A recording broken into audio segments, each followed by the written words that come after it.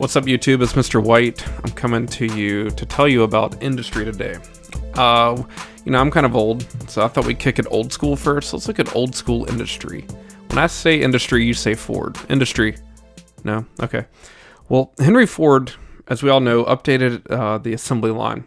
And what he's known for is the Fordist model of industry, which is where everything is brought to one location in Detroit and it's sent out throughout the world. So everything's assembled, nuts and bolts to a finished car. Look at these Model Ts over here, right? 45 miles an hour.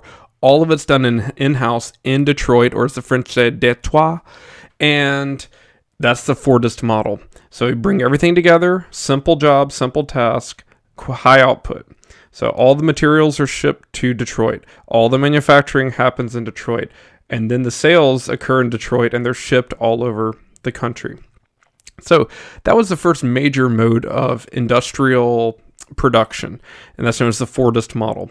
All processes is done in one place. Now, a little bit of review. Remember, the goal of every person is to get rich and be really rich, all right? And there's 5 different types of services and economic activities that one would start. So at the bottom, you have primary, which means you're farming. The next one would be secondary, means you're at a factory. So that's where Henry Ford would be. Secondary, working in a factory, turning a primary good or metal into a usable good. Now, to get paid more than that, you need to go raise above it. So you have tertiary, and then the subcategories of quaternary and quinary.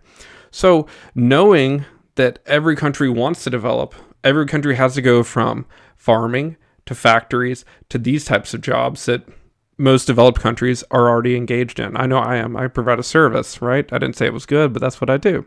So if we look at my favorite, IKEA makes all of its stuff from from trees, primary resources.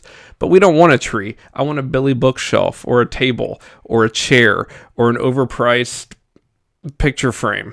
And so the trees have to be sent to a mill or a factory. So now the primary turns to secondary. And this is great, but if you think about development, countries want to make more money than a factory worker, so the next step would be the tertiary. So taking these chairs, shipping them everywhere, selling them at the Atlantic Station IKEA in Atlanta, and to make even more money than that, now you'd have to work with a logistics and supply chain hub. That would be quaternary. So the higher up you go, the more technology you need, the more specialization, and the more robust, processing skills. So we see we're developing. So Ford was stuck in this secondary. All right. Now we look at Rostow. Rostow stated that every country starts at traditional. That's the farming. If we go back here, farming, primary, traditional, same thing. Then they move to stage 2. Stage 3 is where it's big.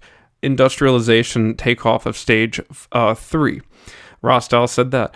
But if you look, core countries are up here at high mass consumption using computers and tertiary services to drive data instead of to drive machines.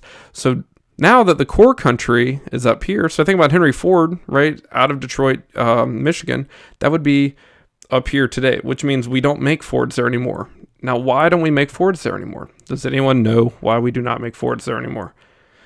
It has to do with the cost of a worker. So 100 years ago, the average worker in America was fine working in a factory, but now the average worker wants to be doing high-tech stuff and using their minds. So America has moved past production via factories. So we do different types of jobs, which means that now Fordist would be old school. There'll be something else tomorrow you'll learn about. There'll be a new school type of factory work. But in order to become high-tech, you need what's called Technopoles. And a Technopole, you should know, is a place that high-tech develops rapidly. And the best example in the world is San Francisco, Oakland, this place called Silicon Valley right here. And you can see all these tech firms. Everything you use on your phone is probably made out of this area.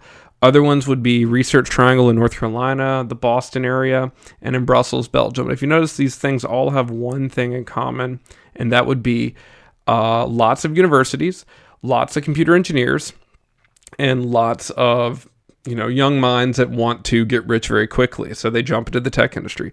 So let's look at Research Triangle over here. So Research Triangle is comprised of ACC schools, NC State, Duke, and UNC. Before 1900 is basically tobacco. In the 60s, all of a sudden becomes a transformative process when businesses want to move south because it's cheaper land, and they want to get near some of these smartest kids, which would be Duke, NC State. And presently, this Research Triangle is challenging Silicon Valley. It's producing computer engineers, computer hardware, and this driving the tech industry. So these are called technopoles. It's when an area of young minds that are insatiable for tech start to grow up, and they want to create these apps and all this software development, and these technopoles help push a country into a more developed state. This would be that high mass consumption and drive to maturity. So we now see these technopoles pop up. Now this is going to affect the industry and the Fordist models in America.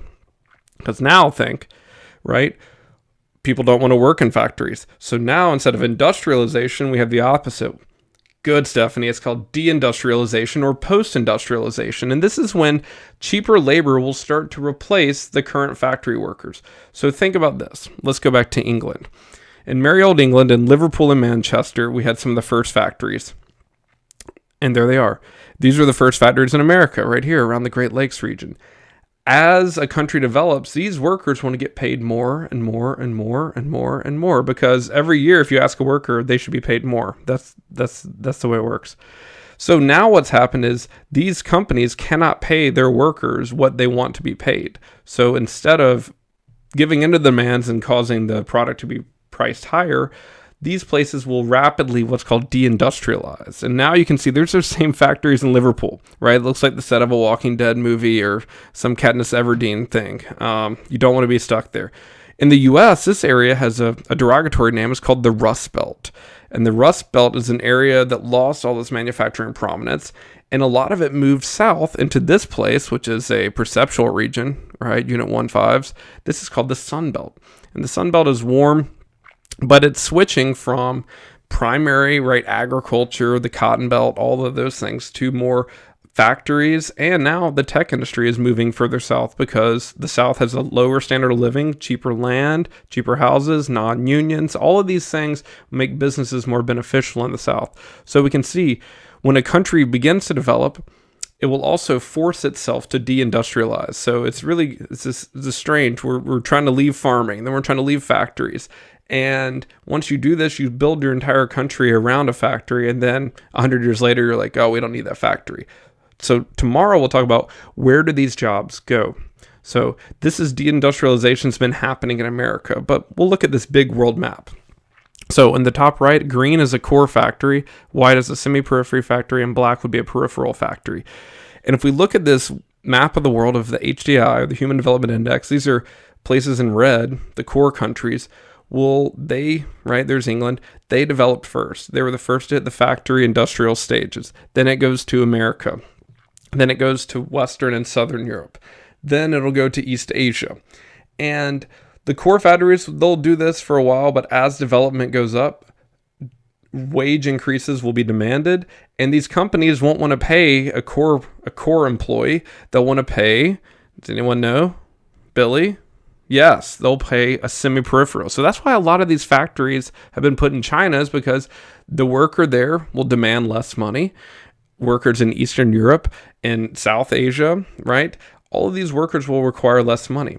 And over time, much of the work was done here. So the green factories would deindustrialize. The white factories were industrializing. But guess what? Life is a cycle. So these white factories, they now demand so much money that the companies are now leaving there and they're going to the peripheral places, which we consider a Human Development Index right down here, will demand the least amount of money. And now they're starting to move all into Southeast Asia and these places in the world that are very hungry to succeed. So if we think about it, the first places to industrialize right here, Manchester, the first to industrialize, they're now the ones that have deindustrialized. They're also the ones that have pushed for the technopoles. They're the ones that are pushing into the service industry. So you really need to be able to understand how shifting your entire economy from farming to factories and then to fuses really has an effect on the world. So that's me. That's Mr. White. That's old school industry. Thanks for watching. Now you know what to do. Go get that 3, 4, and 5. Like and subscribe.